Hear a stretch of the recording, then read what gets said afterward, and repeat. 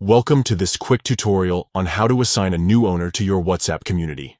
With the latest update, WhatsApp has made it easier than ever to transfer ownership of your community to another member. Let's dive right in and walk through the process step by step. First, open your WhatsApp app.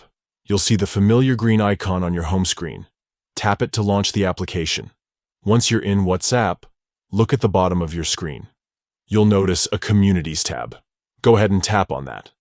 This will bring up a list of all the communities you're a part of. Now, find the community you want to transfer ownership of and tap on it to open it up. At the top right corner of your screen, you'll see 3 dots. These dots are your gateway to more options. Tap on them, and from the menu that appears, select Community Info. As you scroll down through the Community Info page, you'll come across a new option that says Assign New Owner. This is the feature we're looking for. Tap on it, and you'll be presented with a list of community members who are eligible to become the new owner. Select the person you want to hand over the reins to. Take a moment to double-check your choice. You want to make sure you're comfortable with your decision. Once you're certain, tap Confirm to proceed with the transfer. And just like that, you've successfully assigned a new owner to your WhatsApp community.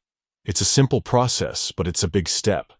Remember, once you transfer ownership, you'll still retain admin privileges, but the overall control of the community will shift to the new owner. This new feature makes it much easier to manage large communities and allows for smooth transitions when you need to step down from your role as owner. It's just one of the many ways WhatsApp is evolving to better serve its users and their growing communities. Thanks for watching, and I hope you found this guide helpful.